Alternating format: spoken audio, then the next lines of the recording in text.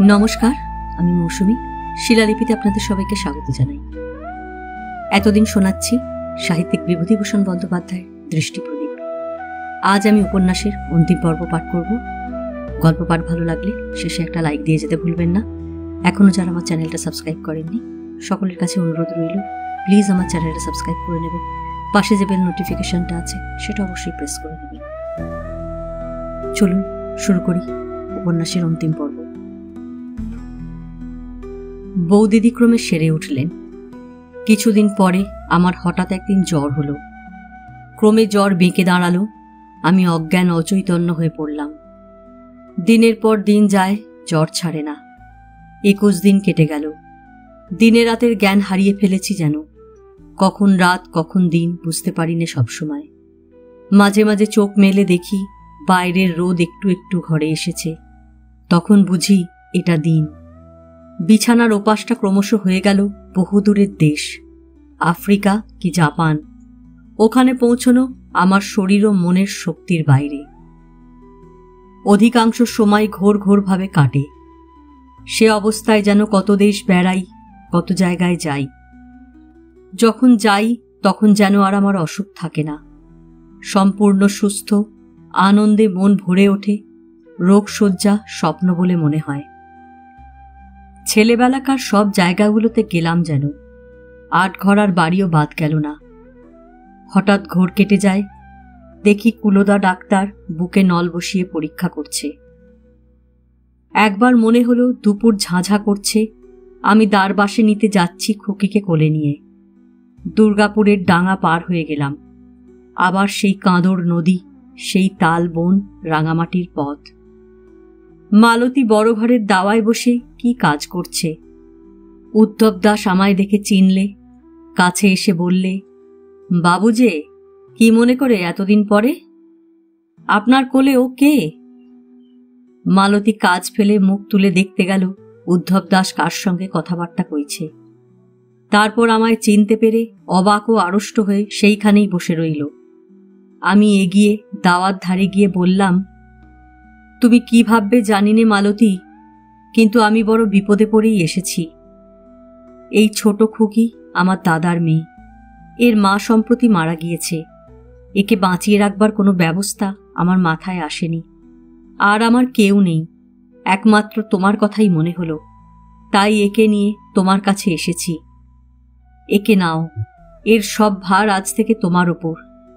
তুমি ছাড়া আর কারো হাতে একে দিয়ে আমি নিশ্চিন্ত হতে পারবো না।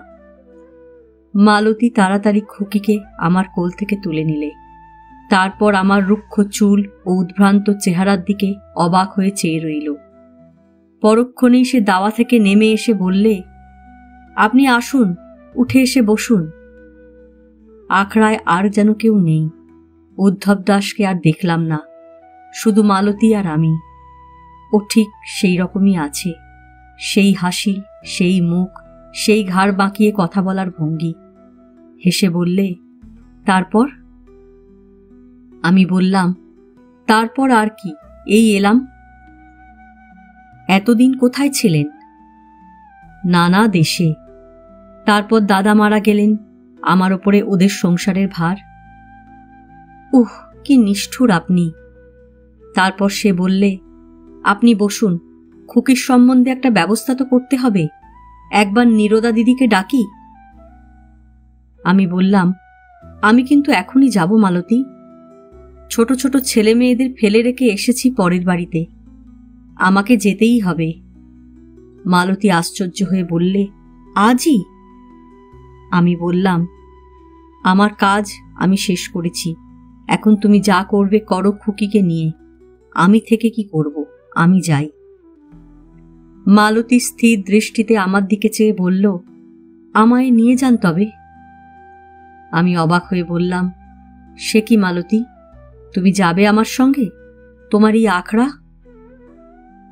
মালতীর সঙ্গে যেদিন ছাড়াছাড়ি হয়েছিল, সেদিনটি যেমন ও চোখ নামিয়ে কথা বলেছিল, ঠিক তেমনি ভঙ্গিতে চোখ মাটির দিকে রেখে স্পষ্ট ও দৃঢ় সুরে বললে, আপনি আমায় নিয়ে চলুন সঙ্গে, যেখানে আপনি যাবেন।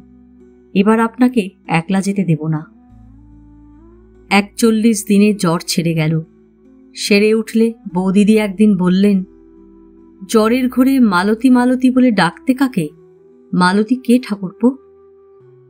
আমি বললাম, ও একটি মেয়ে। বাদ দাও ও কথা, রোজ বলতাম, কতদিন বলেছি। এই অসুখে বিসুখে মাসিমার দেওয়া সেই 100 টাকা তো গেলই, বৌদির গায়ের সামান্য যা 2-1খানা গয়না ছিল তাও গেল, নতুন চাকুরিটাও সঙ্গে সঙ্গে গেল। এখান থেকে 3 ক্রোশ দূরে কামালপুর বলে একটা গ্রাম আছে, নিতান্ত পাড়াগাঁ এবং জঙ্গলে ভরা। সেখানকার 2-1জন জানাশোনা ভদ্রলোকের পরামর্শে সেখানে একটা পাঠশালা খুললাম। বৌদিদিদের আপাতত কালীগঞ্জে রেখে আমি চলে গেলাম কামালপুরে। একটা বাড়ির বাইরের ঘরে বাসা নিলাম। বাড়ির মালিক চাকুরি স্থানে থাকেন। বাড়িটাতে অনেকদিন কেউ ছিল না। বাড়ির পিছনে একটা আম কাঁঠালের বাগান। পাঠশালায় অনেক ছেলে জুটল, কতকগুলি ছোট মেয়েও এলো। যা আয় হয় সংসার একরকমে চলে যায়। সময় বড় মনের দাগ মুছে দেবার মন্ত্র জানে। আবার নতুন মন, নতুন উৎসাহ পেলাম। সঙ্গে সঙ্গে জীবনের একটা নতুন অধ্যায় কিরকমে শুরু হলো তাই এখানে বলবো। পাঠশালা খুলবার প্রায় 2 বছর কেটে গিয়েছে। ভাদ্র মাস, বেশ শরতের রোদ ফুটেছে। বর্ষার মেঘ আকাশে আর দেখা যায় না। একদিন আমি পাঠশালায় গিয়েছি, একটি ছোট মেয়ে বলছে, মাস্টার মশাই, পেনও হিরণ দিদির হাত আঁচড়ে কামড়ে দিয়েছে, ওই দেখুন ওর হাতে রক্ত পড়ছে। যে মেয়েটির হাত আঁচড়ে দিয়েছে তার নাম হিরণময়ী। বয়স হবে 14 বছর। পাঠশালার কাছেই ওদের বাড়ি। কিন্তু মেয়েটি আমার পাঠশালায় ভর্তি হয়েছে বেশি দিন নয়। ওর বাবার নাম কালীনাথ গাঙ্গুলি। তিনি কোথাকার আবাদের নায়েব, সেইখানেই থাকেন। বাড়িতে খুব কমই আসেন। আমি লক্ষ্য করেছি এই মেয়েটি সকলের চেয়ে সজীব, বুদ্ধিমতী, অত্যন্ত চঞ্চলা। সকলের চেয়ে সে বয়সে বড়, সকলের চেয়ে সভ্য ও শৌখিন। কিন্তু তার একটা দোষ, কেমন একটু উদ্ধত স্বভাবের মেয়ে। একদিন কি একটা অঙ্ক ওকে দিলাম, সবাইকে দিলাম। ওর অঙ্কটা ভুল গেল। বললাম, তুমি অঙ্কটা ভুল করলে হিরণ। অঙ্কটা ভুল হয়ে গিয়েছে শুনে বোধহয় ওর রাগ হলো। আর দেখেছি সবসময় অপর কারোর সামনে বকুনি খেলে ক্ষেপে ওঠে। খুব সম্ভব সেই জন্যই ও রাগের সুরে বললে, কোথায় ভুল? কিসের ভুল বলে দিন না।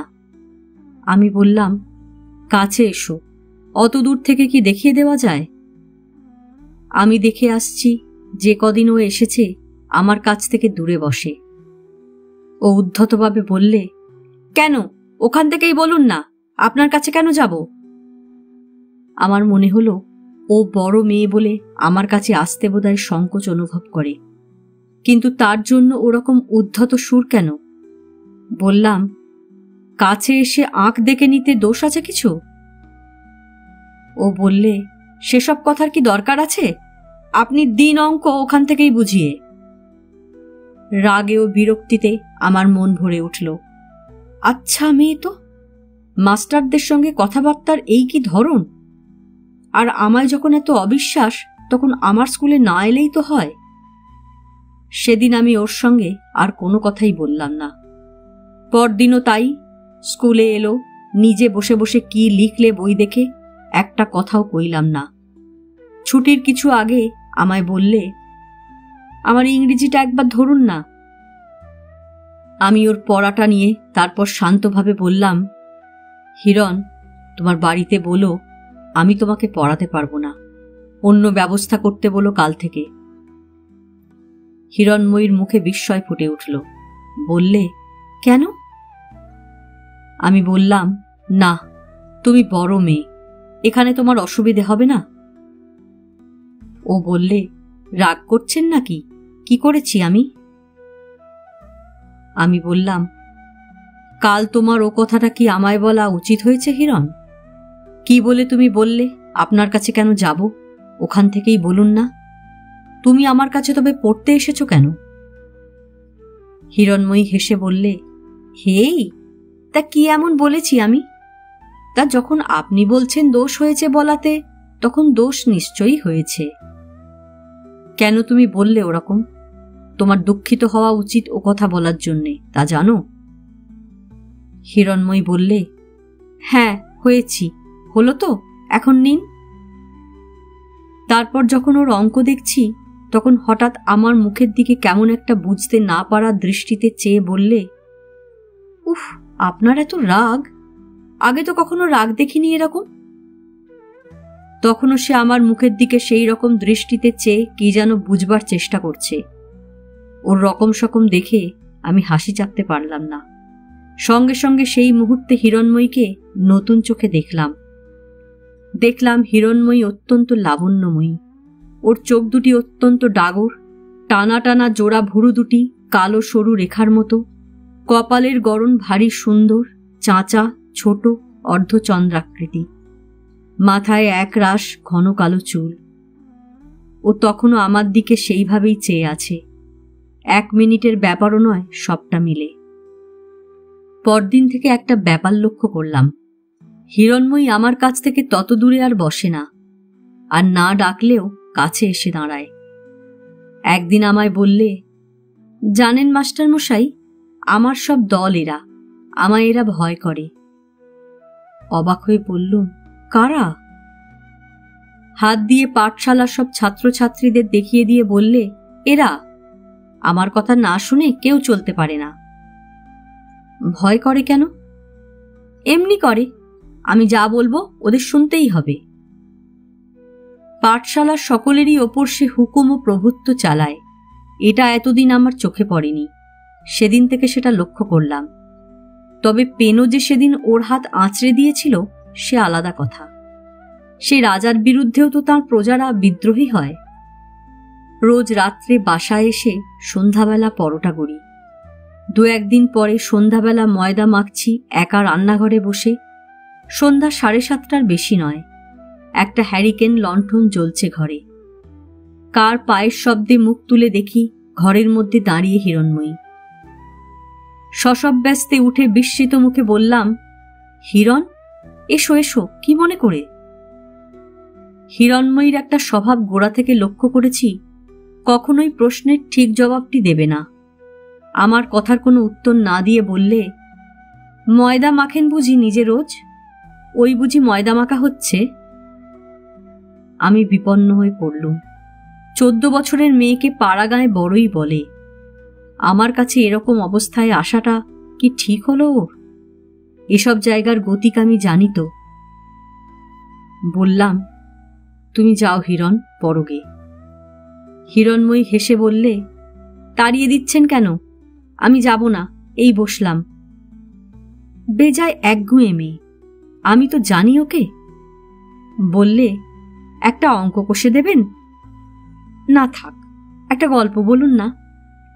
ও, আপনি বুঝি ময়দা মাখবেন এখন? সরুন সরুন দেখি, আমি মেখে বেলে দিচ্ছি। কি হবে, রুটি না লুচি? আপনি এই পিঁড়িটাতে বসে শুধু গল্প করুন। সেই থেকে হিরণময়ীর রোজ সন্ধেবেলা আমাকে সাহায্য করতে আসা চাই। মৃদু প্রদীপের আলোতে হাসি হাসি মুখে সে তার খাতাখানা খুলে নামে অঙ্ক কষে। কাজে কিন্তু সে আমার রুটি পরোটা তৈরি করে দেয়। কিছুতেই আমার বারণ শোনে না। ওর সঙ্গে পারবো না বলে আমিও কিছু বলি নে আর। ওর মায়ের বারণও শোনে না। একদিন কথাটা আমার কানে গেল। শুনলাম একদিন মাকে বলছে ওদের বাড়ির উঠোনে দাঁড়িয়ে, কেন যাই তাই কি? আমি অঙ্ক কষতে যাই, বেশ করি, যাও। হিরণময়ীকে বললাম, শোনো হিরণ, আমার এখানে সন্ধেবেলা আর এসো না। যখন তোমার মা বকেন, মার কথাটা অন্তত তোমার মানা উচিত, বুঝলে? পরদিন হিরণময়ী সত্যিই আর এলো না। আমার সন্ধ্যাটা যেন কেমন ফাঁকা হয়ে গিয়েছে ওর না আসাতে। সেদিন প্রথম লক্ষ্য করলাম। 7-8 দিন কেটে গেল। হিরণময়ী পাঠশালাতে রোজই আসে। তাকে জিজ্ঞাসা করি না অবশ্যই কেন সে সন্ধ্যাবেলা আসে না। একদিন সে পাঠশালাতেও এলো না। 2-3 দিন পরে জিজ্ঞেস করে জানলাম সে মামার বাড়ি গিয়েছে তার মায়ের সঙ্গে। দেখে আশ্চর্য হলাম যে আমার পাঠশালা আর সে পাঠশালা নেই। আমার সন্ধ্যাও আর কাটে না। হিরণের বিয়ের সম্বন্ধ হচ্ছে ওর মামার বাড়ি থেকে, মেয়ে দেখাতে নিয়ে গিয়েছে, বরপক্ষ ওখানে মেয়েকে আশীর্বাদ করবে। মানুষের মন কি অদ্ভুত ধরনের বিচিত্র। হঠাৎ কথাটা শুনেই মনে হলো ও গাঁয়ের পাঠশালা উঠিয়ে দেব, অন্যত্র চেষ্টা দেখতে হবে। কেন, যখন প্রথম পাঠশালা খুলেছিলাম এ গাঁয়ে, তখন তো হিরণের অপেক্ষায় এখানে আসেনি। তবে সে থাকলো বা গেল, আমার তাতে কি আসে যায়? মাসখানেক কেটে গিয়েছে। আমি কলের মতো কাজ করে যাই। একদিন সামান্য একটু বাদলা মতো হয়েছে। পাঠশালার ছুটি দিয়ে সকাল সকাল রান্না সেরে নেব বলে রান্নাঘরে ঢুকেছি। বেলা তখনও আছে। এমন সময় দোরের কাছে দেখি হিরণময়ী এসে হাসি হাসি মুখে দাঁড়িয়েছে। আমি বিস্ময় মিশ্রিত খুশির সুরে বলে উঠলাম, এসো এসো হিরণ, কখন এলে তুমি? বসো। হিরণময়ী বললে, কেমন আছেন আপনি?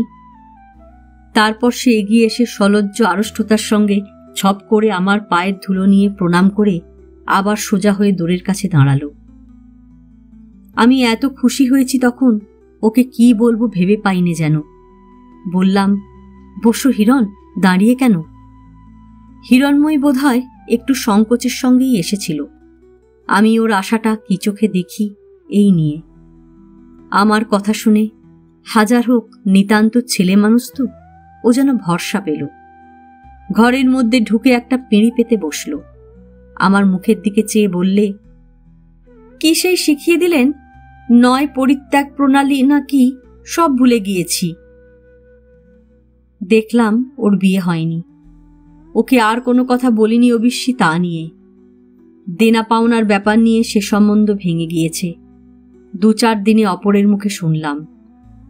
আবার হিরণময়ী আমার পাঠশালাতে নিত্য আসে যায়। সন্ধ্যাবেলাতেও রোজ আসে। ঝড় হোক বৃষ্টি হোক, তার সন্ধ্যায় আসা কামাই যাবে না। কেন তার মা এবার তাকে বকেন না সে কথা আমি জানি নে, তবে বকেন না যে এটা আমি জানি। বরং একদিন হিরণময়ী বললে, আজ আলো জেলে একটা বই পড়ছি। মা বললে, আজ যে তুই তোর মাস্টারের কাছে গেলি নে বড়? তাই এলুম মাস্টার মশাই। আমি বললাম, তা বেশ তো, গল্পের বই পড়লেই পারতে। মা না বলে দিলে তো আজ আসতে না। কথাটা বলতে গিয়ে নিজের অলক্ষিতে একটা অভিমানের সুর বার হয়ে গেল। হিরণময়ী সেটা বুঝতে পেরেছে অমনি। এমন বুদ্ধিমতী মেয়ে এইটুকু বয়সে। বললে, নিন, আর রাগ করে না। ভেবে দেখুন, আপনি না আমায় এখানে এলে তাড়িয়ে দিতেন আগে আগে। দুঃখিতভাবে বললাম, ছি, ও কথা বলো না হিরণ। তাড়িয়ে আবার তোমায় দিয়েছি কবে? ও কথাতে আমার মনে কষ্ট দেওয়া হয়। হিরণময়ী মুখে কাপড় দিয়ে খিলখিল করে উচ্ছ্বসিত ছেলে মানুষই হাসির বন্যা এনে দিলে। ঘাড় দুলিয়ে দুলিয়ে বলতে লাগলো, না না, দেননি বটে। একদিন সেই তাড়ালেন না, আজ আবার বলা হচ্ছে। পরে আমার সুরের নকল করতে চেষ্টা করে। ওতে আমার মনে কষ্ট দেওয়া হয়। কি মানুষ আপনি! আমি মন্ত্রমুগ্ধ দৃষ্টিতে ওর হাসিতে উদ্ভাসিত সুকুমার লাবণ্যভরা মুখের দিকে চেয়ে রইলাম। চোখ ফেরাতে পারি নে। কি অপূর্ব হাসি, কি অপূর্ব চোখ মুখে শ্রী। যখন চোখ নামিয়ে নিলাম, তখন সে আমার বেলুনটা তুলে নিয়ে রুটি বেলতে বসে গিয়েছে। সেদিন ও যখন চলে গেল, ঝোঁকের মাথায় অগ্রপশ্চাৎ না ভেবেই ওকে আবার বললাম, এরকম আর এসো না হিরণ। না, সত্যি বলছি, তুমি আর এসো না। মনকে খুব দৃঢ় করে নিয়ে কথাটা বলে ফেলেই ওর মুখের দিকে চেয়ে আমার বুকের মধ্যে যেন একটা তীক্ষ্ণ তীর খচ করে বিঁধল। দেখলাম ও বুঝতে পারেনি আমি কেন এ কথা বলছি। কি বোধহয় দোষ করে ফেলেছে ভেবে ওর মুখ বিবর্ণ হয়ে গিয়েছে উদ্বেগ ও ভয়ে। আমার মুখের দিকে একটুখানি চেয়ে রইল, যদি মুখের ভাবে কারণ কিছু বুঝতে পারে। না বুঝতে পেরে যাবার সময় দেখলাম শুষ্ক বিবর্ণ মুখে বললে, আমায় তাড়িয়ে দিলেন তো? এই দেখুন তাড়ালেন কিনা। দুঃখে আমার বুক ফেটে যেতে লাগলো। নিম গাছটার তলা দিয়ে ওই যাচ্ছে, এখনো বেশি দূর যায়নি। ডেকে দুটো মিষ্টি কথা বলবো, ছেলে মানুষকে একটু সান্ত্বনা দেব। ডাকলুম শেষটা না পেরে। শোনো, ও হিরণ, শোনো। ও দাঁড়ালো না, শুনেও শুনলে না, হন হন করে হেঁটে বাড়ি চলে গেল। পরদিন সকালে উঠে বারান্দাতে বসে ব্রাউনিংয়ের এ সোলস ট্র্যাজেডি পড়ছি। হিরণ এসে দাঁড়িয়ে বললে, কি করছেন? এসো এসো হিরণ, কাল তোমাকে ডাকলাম রাত্রে, এলে না কেন? তুমি বড় একগুঁয়ে মেয়ে, একবার শোনা উচিত ছিল না কি বলছি? মুখরা বালিকা তখন নিজ মূর্তি ধরলে, বললে, আমি কি কুকুর নাকি দূর দূর করে তাড়িয়ে দেবেন, আবার তু করে ডাকলেই ছুটে আসব? আপনি বুঝি মনে ভাবেন আমার শরীরে ঘেন্না নেই, অপমান নেই না? আমি বলতে এলাম সকালবেলা যে আপনার পাঠশালায় আমি আর পড়তে আসব না। মা অনেকদিন আগেই বারণ করেছিলেন, তবুও আসতাম তাদের কথা না শুনে, কিন্তু যখন আপনি কুকুর শেয়ালের মতো দূর করে তাড়িয়ে। ওর চোখে জল ছাপিয়ে এসেছে, অথচ কি তেজ ও দর্পের সঙ্গে কথাগুলো সে বললে। আমি বাধা দিয়ে বললাম, আমায় ভুল বুঝো না হিরণ, ছি। আচ্ছা, চেঁচিও না বেশি, কেউ শুনলে কি ভাববে? আমার কথা শোনো, রাগ করে না, ছি। হিরণ দাঁড়ালো না এক মুহূর্ত। অতটুকু মেয়ের রাগ দেখে যেমন কৌতুক হলো, মনে তেমনি অত্যন্ত কষ্টও হলো। কেন মিথ্যে ওর মনে কষ্ট দিয়েছি কাল? আহা, বেচারি বড় দুঃখ ও আঘাত পেয়েছে। আমার জ্ঞান আর কবে হবে? ছেলে মানুষকে ও কথাটা ওভাবে বলা আমার আদৌ উচিত হয়নি। মন অত্যন্ত খারাপ হয়ে গেল। ভাবলাম এই গ্রামের পাঠশালা তুলে দিয়ে অন্যত্র যাবই। এদিকে হিরণময়ীও আর আমার পাঠশালাতে আসে না। মাসের বাকি 8টা দিন পড়িয়ে নিয়ে পাঠশালা তুলে দেব ঠিক করে ফেললাম। সবাইকে বলেও রাখলাম কথাটা, আগে থেকে যাতে সবাই অন্য ব্যবস্থা করে নিতে পারে। যাবার 2 দিন আগে জিনিসপত্র গোছাচ্ছি, হঠাৎ হিরণময়ী নিঃশব্দে ঘরের মধ্যে এসে কখন দাঁড়িয়েছে। মুখ তুলে ওর দিকে চাইতেই হেসে ফেললে, বললে, আপনি নাকি চলে যাবেন এখান থেকে? আমি বললাম, যাবই তো। তারপর এতদিন পরে কি মনে করে? হিরণময়ী তার অভ্যাস মতো আমার প্রশ্নের কোনো জবাব না দিয়ে বললে, কবে যাবেন? বুধবার বিকেলে গাড়ি ঠিক করা আছে, চাকদাতে গিয়ে উঠব। হিরণময়ী একবার ঘরের চারিধারে চেয়ে দেখলে, বললে, আপনার সে বড় বাক্সটা কই? সেটা কানুর বাবার কাছে বিক্রি করে ফেলে দিয়েছি। অত বড় বাক্স কি হবে? তাছাড়া সঙ্গে টেনে টেনে নিয়ে বেড়ানো মুশকিল। হঠাৎ হিরণময়ী ঝপ করে মেঝেতে বসে পড়ল, কর্তৃত্ব ও আত্মপ্রত্যয়ের সুরে বললে, না, আপনি যেতে পারবেন না, দেখি দেখি কেমন যান। আমার হাসি পেল ওর রকম দেখে, খুব আনন্দও হলো, একটা অদ্ভুত ধরনের আনন্দ হলো। বললাম, তোমার তাতে কি, আমি যাই আর না যাই? তুমি তো আর এতদিন উঁকি মেরে দেখতে আসোনি হিরণ, তুমি আমার পাঠশালা পর্যন্ত যাওয়া ছেড়েছ। ইস, তাই বই কি? তুমি ভেবে দেখো তাই কি না। উড়িয়ে দিলে চলবে না হিরণ, আমি যাবই ঠিক করেছি, তুমি আমায় আটকাতে পারবে না। কারুর জন্য কারুর আটকায় না, এ তুমি নিজেই আমায় একদিন বলেছিলে। হিরণময়ী বালিকা সুলভ হাসিতে ঘর ভরিয়ে ফেলে বললে, হই, কথা যদি একবার শুরু করে দিলেন তো কি আর আপনার মুখে বিরাম আছে? কারুর জন্য কারুর আটকায় না, হেন না তেন না, মা গো, কথার ঝুড়ি একেবারে। সে যাই হোক, আমি যাবই। কক্ষনো না, বললেই হলো যাব। আমি চুপ করে রইলাম। ছেলে মানুষের সঙ্গে তর্ক করে লাভ কি? দেখি যে বিকেলে পাঠশালায় হিরণময়ী বই খাতা নিয়ে হাজির হয়েছে। সে এসে সব ছেলে মেয়েকে বলে দিলে আমার পাঠশালা উঠবে না, আমি কোথাও যাব না, সবাই যেন ঠিকমতো আসে। এমন সুরে বললে যে সে যেন আমার দণ্ডমুণ্ডের মালিক। বললে, এই হাদু, মাস্টারমশাই তোমায় বলেছিলেন না ধারাপাত আনতে? কেন আনোনি ধারাপাত? এই সোমবারের হাট থেকে আনতে বলে দেবে, বুঝলে? হাদু বোকার মতো দৃষ্টিতে ওর দিকে চেয়ে বললে, মাস্টারমশাই যে সোমবারে চলে যাবেন এখান থেকে। হিরণময়ী তাকে এক তাড়া দিয়ে বললে, কে বলেছে চলে যাবেন? মেরে হাড় ভেঙে দেব ছোঁড়ার। যা যা যা বলছি তা শোন, বাঁদর কোথাকার। আমি বললাম, কেন ওকে মিথ্যে বকছো হিরণ? ছেলে মানুষকে, ওর দোষ কি? আমি যাবই, কেউ আমাকে আটকাতে পারবে না। হিরণময়ী ঝংকার দিয়ে বললে, আচ্ছা আচ্ছা হবে, যাবেন তো যাবেন। সেদিন সন্ধ্যাবেলা অনেকদিন পরে ও রান্নাঘরে এসে ঢুকল। বললে, গুড়ের ভাঁড়টা কই? সেটা 3 কড়িদের দিয়ে দিয়েছি। 2 দিনের মতো খানিকটা গুড় ওই বাটিতে রেখেছি, 2 দিন ওতেই চলে যাবে। হিরণময়ী অন্য দিনের মতো বসল না, দাঁড়িয়ে রইল। একবার বাইরে যাবার সময় ও সরে দরজার কপাটের আর দেওয়ালের মধ্যের যে জায়গাটুকু, সেখানটাতে দেখি জড়সড় হয়ে দাঁড়িয়েছে। বলতে গেলাম, ওখানে না ওখানে না, কাপড়ে কালি টালি লেগে যাবে কিনা, বার হয়ে এসো। ওর মুখের দিকে চেয়ে দেখি ওর ডাগর চোখ দুটি জলে ভরে টলটল করছে। হিরণময়ীর চোখে জল। অবাক, এ দৃশ্য তো কখনো দেখিনি। ও জল ভরা ধরা গলায় বললে, আপনি বলুন, যাবেন না মাস্টার মশাই? আমি তখন পাঠশালায় বলতে পারলাম না ওদের সামনে, ওরা হাসবে তাহলে। আর কেউ নয়, আর সবাই আমায় ভয় করে, কেবল ওই মন্টুটা বড় দুষ্টু। তারপর আমার দিকে চোখের জল আর হাসি মিশানো এক অপূর্ব দৃষ্টিতে চেয়ে বললে, যাবেন না কেমন? হিরণময়ী এই প্রথম দুর্বলতা প্রকাশ করলে। এর আগে কখনো দেখিনি।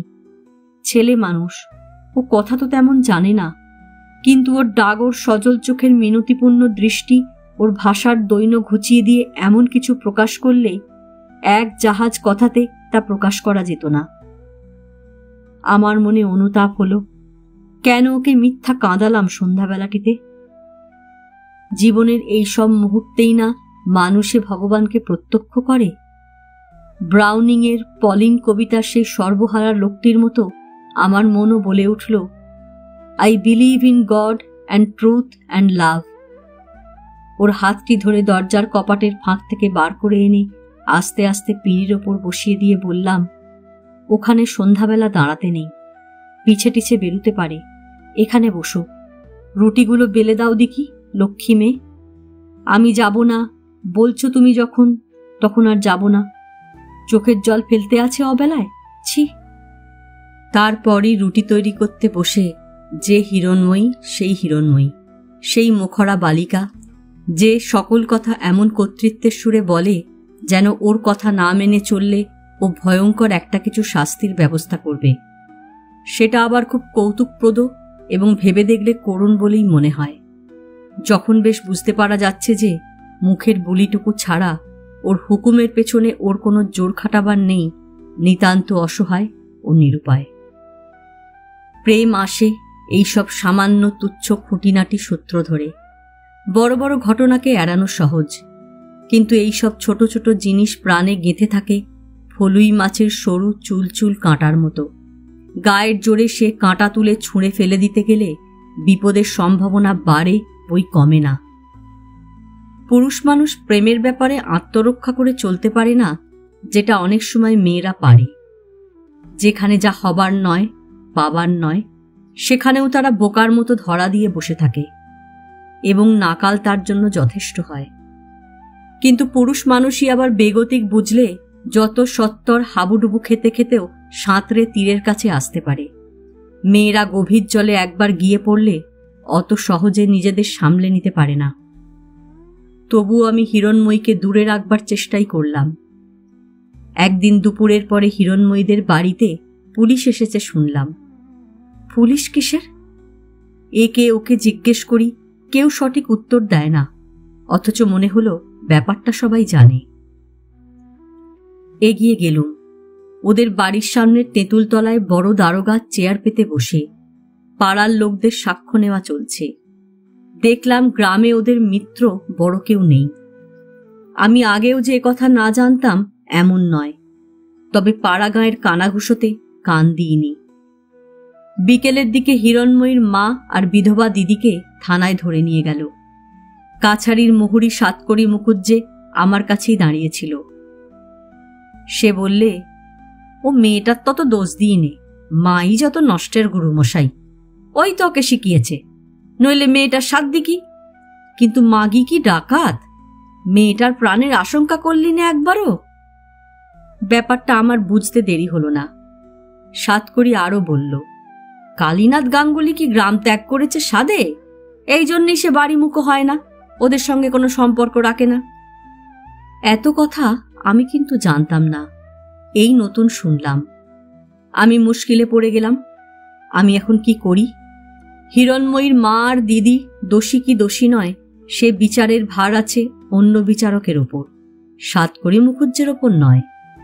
কিন্তু এদের মোকদ্দমা উঠলে উকিল নিযুক্ত কে করে, এদের স্বার্থ বা কে দেখে, এদের জন্য পয়সাই বা কে খরচ করে? এদিকে আর এক মুশকিল, ওর মা আর দিদিকে যখন ধরে নিয়ে গেল, হিরণময়ী তখন ওদের বাড়ির সামনে আড়ষ্ট হয়ে দাঁড়িয়ে। সামনে অন্ধকার রাত, সে রাত্রে সে একাই বা বাড়িতে থাকে কেমন করে? বাড়িতে আর যখন কেউই নেই, অথচ সন্ধ্যা পর্যন্ত কেউ তাকে নিজের বাড়িতে ডাকলে না। সন্ধ্যার সময় ও পাড়ার কৈলাস মজুমদারের স্ত্রী এসে ওকে ও অবস্থায় দেখে বললেন, ও মা, এই মেয়েটা এখানে একা দাঁড়িয়ে আছে যে? ছেলে মানুষ বাড়িতে একা থাকবেই বা কি করে? ওর মা দিদি কি করেছে জানি নে, কিন্তু ওকে আমি চিনি। ও পাগলি আনন্দময়ী।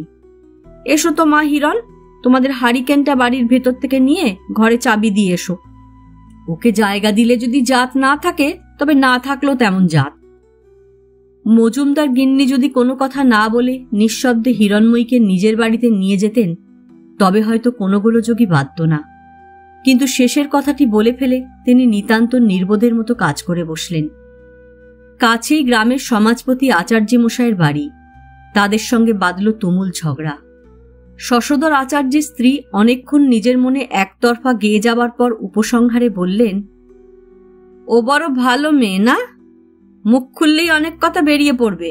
সব জানি, সব বুঝি, চুপ করে থাকি মুখ বুঝে। বলি, মাথার ওপর একজন আছেন, তিনিই দেখবেন সব, আমি কেন বলতে যাই? মজুমদার গিন্নি বললেন, যা করো ন বউ, আবার এ মেয়েটার নামে কেন যা তা বলছো? সেটাই কি ভগবান সইবেন? আচার্যি মশাই স্ত্রী বারুদের মতো জ্বলে উঠলেন। আরো দ্বিগুণ চেঁচিয়ে বললেন, ধর্ম দেখিও না বলে দিচ্ছি, ভালো হবে না। ওই রয়েছে মুকুজ্জেরা ভট্টাচার্যিরা, জিজ্ঞেস করো গিয়ে। ওই মেয়ে ওই পাঠশালার মাস্টার ছোকরার কাছে রাত 12টা অবধি কাটিয়ে আসে, রোজ 330 দিন, সারা রাত্রিরও থাকে এক এক দিন। বলুক, ও মেয়েই বলুক, সত্যি না মিথ্যে। ভেবেছিলাম কিছু বলবো না, মরুকগে, যা রাস্তাকুর সেই গিয়ে ঘাঁটুক, না বলে পারলাম না। কেউ মেয়েকে ঘরে জায়গা দিয়ে কালকে আবার আর একটা হাঙ্গামা বাঁধাতে যাবে? আমি এতক্ষণ চুপ করেছিলুম, কথা বলিনি, কোনো পুরুষ মানুষ উপস্থিত ছিল না বলে। চেঁচামেচি শুনে আচার্যি মশাই, সাতকড়ি ও সনাতন রায় ঘটনাস্থলে এসে দাঁড়াতেই আমি এগিয়ে গিয়ে বললুম, আপনারা আমার মায়ের মতো, আপনাদের কাছে একটা অনুরোধ, হিরণকে এ ঝগড়ার মধ্যে মিথ্যে আনবেন না। ও আমার ছাত্রী, ছেলে মানুষ, আমার কাছে যায় সন্ধেবেলা গল্প শুনতে, কোনোদিন পরেও রাত 9টা বাজতেই চলে আসে। একটা নিষ্পাপ নিরপরাধ মেয়ের নাম এসবের সঙ্গে না জড়ানোই ভালো। মা, আপনি ওকে বাড়িতে নিয়ে যান। এতে ফল হলো উল্টো, ঝগড়া না থেমে বরং বেড়ে গেল। মজুমদার মশাইয়ের 2 ছেলে ও ছোট ভাই এসে মজুমদার গিন্নিকে বকাবকি করতে লাগলো। তিনি কেন ওপাড়া থেকে এসে এইসব ছেঁড়া ল্যাঠার মধ্যে নিজেকে জড়াতে যান? এ বয়সে তার জ্ঞান যদি না হয়, তবে আর কবে হবে? তিনি চলে আসুন বাড়ি, এ পাড়ার ব্যবস্থা এ পাড়ার লোকে বুঝবে, তিনি কেন মাথা ব্যথা করতে যান, ইত্যাদি। যাকে নিয়ে এত গোলমাল, সে ভয় ও লজ্জায় কাঠ হয়ে দাঁড়িয়েই আছে ওদের বাড়ির সদর দরজায়। ওর চোখে একটা দিশেহারা ভাব, লজ্জার চেয়ে চোখের চাউনিতে ভয়ের চিহ্নই বেশি। ওর সেই কথাটা মনে পড়ল। জানেন মাস্টার মশাই, আমায় সবাই ভয় করে, সবাই মানে এ পাড়ায়। আমার সঙ্গে লাগতে এলে দেখিয়ে দেব না মজা। বেচারি মুখরা হিরণময়ী। শেষ পর্যন্ত কৈলাস মজুমদারের স্ত্রী ওকে না নিয়েই চলে গেলেন। তাঁর দেওর ও ছেলেরা একরকম জোর করেই তাকে সরিয়ে নিয়ে গেল। আমি তখন এগিয়ে গিয়ে বললুম, হিরণ, তুমি কিছু ভেবো না, আমি এতক্ষণ দেখছিলাম এরা কি করে। যে ভয় তোমাকে ডাকতে পারিনি, সে ভয় আমার কেটে গিয়েছে। তুমি একটু একলা থাকো, আমি কাওড়াপাড়া থেকে মোহিনী কাওড়ানিকে ডেকে আনছি। সে তোমার ঘরের বারান্দাতে শোবে রাত্রে, তাহলে তোমার রাত্রে একা থাকবার সমস্যা মিটে গেল। আর এক কথা, তুমি রান্না চড়িয়ে দাও, চাল ডাল সব আছে তো? কাওড়াপাড়া থেকে ফিরে আসতে 8 ঘন্টার বেশি লাগলো। মোহিনী বুড়িকে 4 আনা পয়সা দিয়ে রাত্রে হিরণদের বাড়িতে শোবার জন্য রাজি করিয়ে এলুম। ফিরে এসে দেখি দালানের চৌকাটে বসে হিরণময়ী হাপুস নয়নে কাঁদছে। অনেক করে বোঝালুম, বড় কষ্ট হলো ওকে এ অবস্থায় দেখে। বললে, মার আর দিদির কি হবে মাস্টারমশাই? আপনি কালই বাবাকে একটা চিঠি লিখে দিন, ওদের ফাঁসি হবে না তো? হেসে সান্ত্বনা দিলাম। বললাম, রাঁধো হিরণ, খাওয়া দাওয়া করো, কিছু ভেবো না। আমি কাল রানাঘাট যাব, ভালো উকিল দিয়ে জামিনে খালাস করে নিয়ে আসবার চেষ্টা করব, ভয় কি? হিরণ কিছুতেই রাঁধতে চায় না। শেষে বললে, আপনিও এখানে খাবেন কিন্তু, ঠিক তো? ও রাঁধছে বসে, আমাকে রান্নাঘরেই বসে থাকতে হলো। ও যেতে দেয় না, ছেলে মানুষ, ভয় করে। কেবল জিজ্ঞেস করে, মা আর দিদির কি হবে? রান্না হয়ে গেল, ঠাঁই করে আমায় ভাত বেড়ে দিলে। এদিকে হিরণ বড় অগোছালো, কুটনো বাটনা এঁটো কাটা ভাতের ফ্যান আনাজের খোসাতে রান্নাঘর এমন নোংরা করে তুলেছে, ভাত বাড়তে গিয়ে উনুনের পাড়ে আঁচল লুটিয়ে পড়েছে, নিতান্ত আনাড়ি। বললাম, দিনমানে কোনো রকমে একা থেকো, আমি সন্ধ্যের আগেই রানাঘাট থেকে ফিরব, রেঁধে খেও কিন্তু, না হলে বড় রাগ করব। মোহিনী কাওড়ানি এলো রাত 9টার পরে। তারপরে আমি আবার বাসায় চলে এলুম। পরদিন রানাঘাটে গিয়ে দেখি কেস ওঠেনি আদালতে। উকিল ঠিক করে তার সঙ্গে জামিনের কথাবার্তা বলে এলুম। ফিরবার সময় হিরণময়ীর জন্য 2-1 জিনিস কিনে আনলুম, ওকে একটু আনন্দ দেবার জন্য। ফিরে এসে দেখি ও বসে বসে আবার কাঁদছে কালকের মতো। সারাদিন বোধহয় রাঁধেনি, কিছু খায়নি, স্নানও করেনি, 2-1 গাছা রুক্ষ চুল মুখের আশেপাশে উঠছে। মহা বিপদে পড়ে গেল ওকে নিয়ে। কি করি এখন? ওর বাবাকে আজ রানাঘাটে পৌঁছেই টেলিগ্রাম করেছি, যদি তা পেয়ে থাকেন তবে কাল তিনি এসে পৌঁছলেও তো বাঁচি, নইলে হিরণময়ীকে ভাবছি কালীগঞ্জে বৌদিদির কাছে রেখে আসব। কারণ এসে শুনলুম মোহিনী বুড়ি বলে গিয়েছে সে রাত্রে এখানে আর শুতে আসতে পারবে না। ও আমায় দেখি ছুটে এসে বললে, মাকে দিদিকে দেখে এলেন মাস্টারমশাই? তারা কেমন আছে? খালাস পেলে না? আমি ওদের নিজে দেখতে যাইনি, উকিলের মুখে হিরণময়ীর সংবাদ পাঠিয়ে বলেছিলুম হিরণময়ীর জন্য তারা যেন কিছু না ভাবে। বললাম সে কথা। তারপর হিরণময়ী আমাকে বালতি করে জল তুলে দিলে স্নানের জন্যে। ঘরে প্রদীপ জেলে উনুন ধরিয়ে চায়ের জল চড়ালে। রানাঘাট থেকে ওর জন্য কিছু খাবার এনেছিলুম, তার বেশি অর্ধেক আমায় রেকাবি করে চায়ের সঙ্গে জোর করে খাওয়ালে। তারপর রান্না চাপিয়ে দিলে। ওর মনে সুখ নেই, কেমন যেন মুষড়ে পড়েছে। ছেলে মানুষ, নইলে ওর মতো হাস্যময়ী আনন্দময়ী চঞ্চলা মেয়ে এতক্ষণ কত কথা বলতো, হাসি খুশিতে ঘর ভরিয়ে তুলত। একবার জিজ্ঞেস করলে, রানাঘাটে নাকি সার্কাস এসেছে সবাই বলে, দেখেছেন আপনি? এত দুঃখের মধ্যেও ওর ছেলে মানুষই মন সার্কাসের সম্বন্ধে কৌতূহলী না হয়ে পারেনি ভেবে আমার হাসি পেল। এ রাত্রে মোহিনী বুড়ি এলো না। আমি ওকে ঘরের মধ্যে রেখে বাইরের বারান্দাতে শুয়ে রইলাম। বারান্দায় বিছানা পাচ্ছি, ও আবার এত সরলা নিষ্কলুষ আমায় অবাক হয়ে জিজ্ঞেস করলে, আপনি বাইরে শোবেন কেন? কোনো নীতিবাদের সংকোচ এনে ফেলে ওর নিষ্পাপ মনে দাগ দিতে আমার বাধল। বললাম, দেখছো না কিরকম গরম আজ, বাইরে শোয়াই আমার অভ্যেস, তাছাড়া। সারা রাত দুজনে গল্প করে কাটালুম। ও ঘর থেকে কথা বলে, আমি বারান্দা থেকে তার উত্তর দিই। বাবা বোধহয় কাল আসবেন না? মা দিদি কবে আসবে? সার্কাসওয়ালা কোথায় তাঁবু ফেলেছে? কলকাতায় কখনো যাইনি, একবার যাবার ইচ্ছে আছে। কলকাতার থিয়েটার দেখতে কেমন? চৌধুরীরা বোধহয় মোহিনী বুড়িকে বারণ করে দিয়েছে এখানে আসতে। আমার শীত করছে কিনা, রাত বেশি, ঠান্ডা পড়েছে, গায়ে দেবার একটা মোটা চাদর দেব? আরব্য উপন্যাসের মতো গল্প আর নেই। আচ্ছা, অঙ্ক কতদূর শেখা যায়? বিদ্যার শেষ নেই না? এমএ পাশ করে আরো পড়া যায়, পড়বার আছে। ওর বাবা এলেন পরদিন সকাল 10টার সময়। তার মুখে শুনলুম পুলিশ থেকে তাকে চিঠি দিয়ে জানিয়েছে শীঘ্র বাড়ি এসে মেয়ের ভার নিতে। তিনি অত্যন্ত বদমেজাজি লোক। দু একটা কথা শুনেই বুঝতে দেরি হল না। আমার উপর আদৌ তিনি প্রসন্ন হতে পারলেন না। তার মেয়ের তত্ত্বাবধান করার জন্য একটা ধন্যবাদ দেওয়া তো দূরের কথা, সেটাকেই তিনি আমার একটা অপরাধ বলে গণ্য করে নিলেন। এবং যে মুখুজ্জে ও চৌধুরীরা পরশু সন্ধেবেলা হিরণময়ীকে বাড়িতে জায়গা দিতে চায়নি, তাদেরই বাড়িতে খোসামত করে তাদের সঙ্গে এ বিপদে পরামর্শ চাইতে গেলেন। আরও একটা ব্যাপার দেখলুম, তিনি হিরণময়ীকে আদৌ দেখতে পারেন না।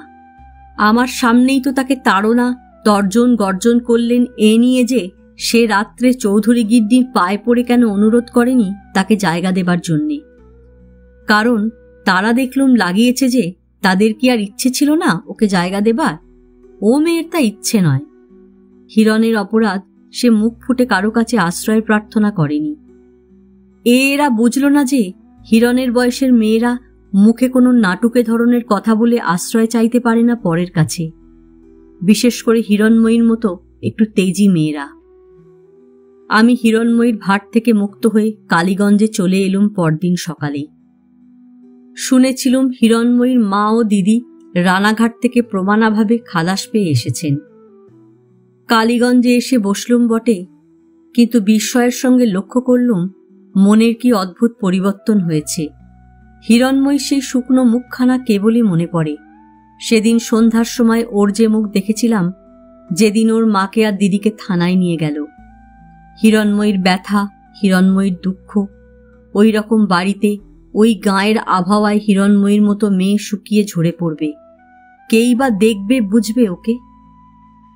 একদিন মালতীর সম্বন্ধেও ঠিক এই কথাই ভাবতুম। কত ভেবেছি, এখন বুঝি কি দুর্জয় অভিমান করেই চলে এসেছিলাম ওর কাছ থেকে। কিছুতেই সে অভিমান ভাঙল না।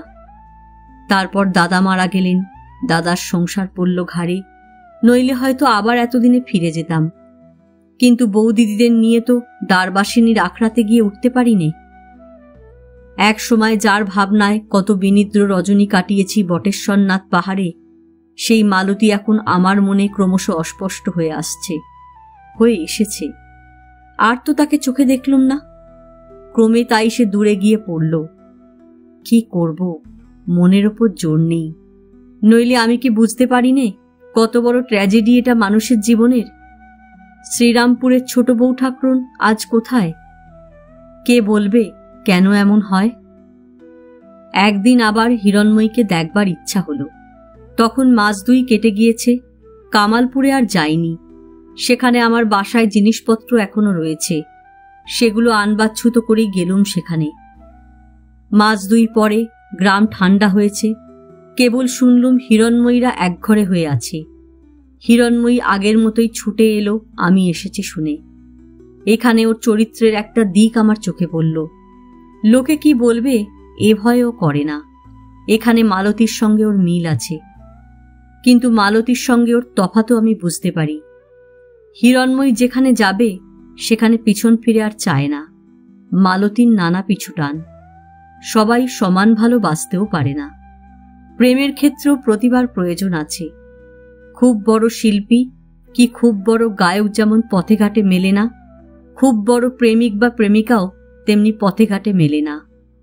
ও প্রতিভা যে কোনো বড় সৃজনী প্রতিভার মতোই দুর্লভ, এ কথা সবাই জানে না। তাই যার কাছে যা পাবার নয় তার কাছে তাই আশা করতে গিয়ে পদে পদে ঘা খায়, আর ভাবে অন্য সবারই ভাগ্যে ঠিকমতো জুটছে, সেই কেবল বঞ্চিত হয়ে রইল জীবনে। নয়তো ভাবে তার রূপগুণ কম, তাই তেমন করে বাঁধতে পারেনি। হিরণময়ীর তনুলতায় প্রথম যৌবনের মঞ্জরি দেখা দিয়েছে। হঠাৎ যেন বেড়ে উঠেছে এই 2 মাসের মধ্যে। আমায় বললে, কখন এলেন? আসুন আমাদের বাড়িতে। মা বলে দিলেন আপনাকে ডেকে নিয়ে যেতে। কতদিনের ছুটি দিয়েছিলেন পাঠশালাতে? 1.5 মাস পরে খুলল। ভালো আছো হিরণ? মাথায় কত বেড়ে গিয়েছ। এতদিন কোথায় ছিলেন? বেশ লোক তো। সেই গেলেন আর আসবার নামটি নেই।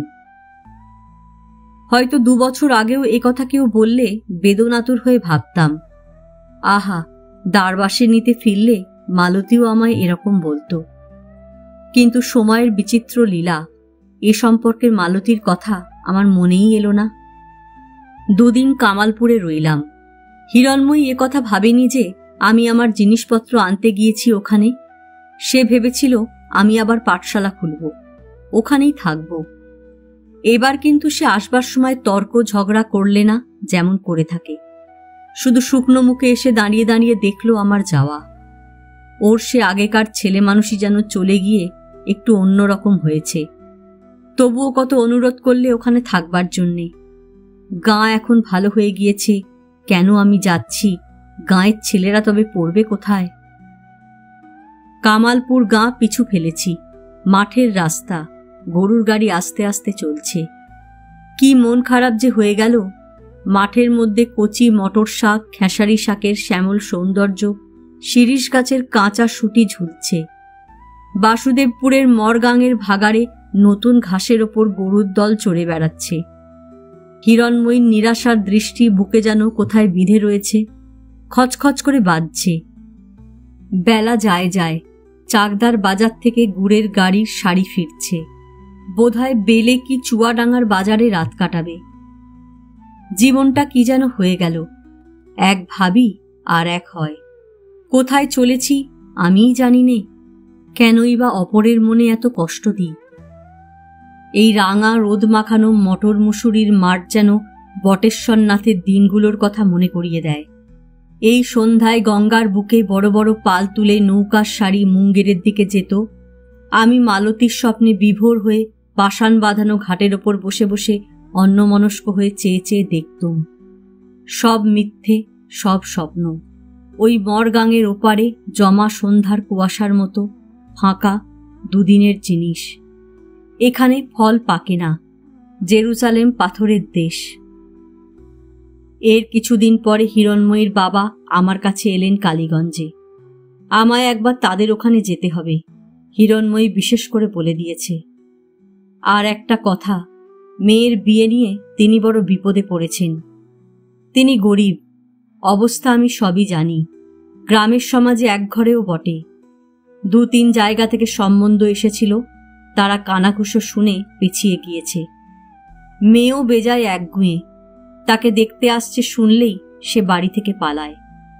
অত বড় মেয়ে, এখনো জ্ঞানকাণ্ড হল না। চিরকাল কি ছেলে মানুষই করলে মানায়? সুতরাং তিনি বড় বিপদে পড়েছেন। আমি যদি ব্রাহ্মণের এ দায় উদ্ধার না করি, তবে তিনি কালীকান্ত গাঙ্গুলি সম্পূর্ণ নিরুপায়। আমার কি মত? আমি আর কিছুই ভাবলাম না। ভাবলাম কেবল হিরণময়ীর আশা ভাঙা চোখের চাউনি আর তার শুকনো মুখ, সেদিন যখন জিনিসপত্র বাঁধছি সেই সময়কারের। একদিন হিরণময়ী বললে, একটা কথা শোনো। যেদিন তুমি প্রথম পাঠশালাতে পড়াতে এলে, আমি তোমার কাছে গেলাম, সেদিন থেকে তোমায় দেখে আমার কেমন লজ্জা করত। সেই জন্যে কাছে বসতে চাইতাম না। তারপরে তুমি একদিন রাগ করলে, তাতে আমারও খুব রাগ হলো। তুমি তারপর বললে আমাদের গা ছেড়ে চলে যাবে। সেদিন ভয়ে আমার প্রাণ উড়ে গেল। এত কান্না আসতে লাগলো, কান্না চাপতে পারিনি। পাছে কেউ টের পায়, ছুটে পেছনে সজনেতলায় চলে গেলাম। সব যেন ফাঁকা হয়ে গেল মনের মধ্যে। উহ মাগো, সে যে কি দিন গিয়েছে।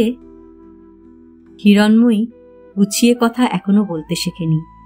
ভগবান জানেন বিয়ের সময় কেমন যেন অন্যমনস্ক হয়ে গিয়েছিলুম। সপ্ত সমুদ্র পাড়ের কোন দেশে অনেক দূরে এইসব সন্ধ্যার অস্পষ্ট অন্ধকারে একটি হাস্যমুখী তন্নি কিশোরী প্রদীপ হাতে ভাঙা বিষ্ণু মন্দিরে সন্ধ্যা দেখাতে যেত কত যুগ আগে। পুকুর পাড়ের তমাল বনের আড়ালে তার সঙ্গে সেই যে সব কত সুখ দুঃখের কাহিনী, কত ঠাকুর দেবতার কথা, সেসব সত্যি ঘটেছিল না স্বপ্ন? কোথায় গেল সে মেয়েটি? আর তাকে তেমন করে তো চাই না। যেন কত দূর জন্মে তার সঙ্গে সে পরিচয়ের দিনগুলো কালের কুয়াশায় অস্পষ্ট হয়ে এসেছে। তাকে যেন চিনি না। কেন তার স্মৃতিতে মন আর নেচে ওঠে না? কোথায় গেল সেসব দিন, সেসব প্রদীপ দেখানো সন্ধ্যা? বছরখানেক পরে একদিন রানাঘাট স্টেশনের প্ল্যাটফর্মে দাঁড়িয়ে আছি। মুর্শিদাবাদের ট্রেন থেকে অনেকগুলো বৈষ্ণব নামল। তারা যাবে খুলনার গাড়িতে। তাদের মধ্যে একজনকে পরিচিত বলে মনে হলো। কাছে গিয়ে দেখি দ্বারবাসিনীর আখড়ার সেই নরহরি বৈরাগী, যে একবার জীব গোস্বামীর পদাবলী গেয়েছিল। সে ১ নম্বরের ভবঘুরে, মাঝে মাঝে আখড়ায় আসত, আবার কোথায় চলে যেত। নরহরিও আমায় চিনলে, প্রণাম করে বললে, এখানে কোথায় বাবু? এটা কি দেশ নাকি? আপনি তো অনেকদিন দ্বারবাসিনী যাননি, আর যাবেনই বা কি? সব শুনেছেন বোধহয়। আখড়া আর সে আখড়া নেই। দিদি ঠাকুরুন মারা যাওয়ার পরে। কে? কেন, আপনি জানেন না? মালতী দিদি ঠাকুরুন তো আজ বছর ৪ মারা গিয়েছেন। আমি ওর দিকে একদৃষ্টে চেয়ে রইলুম।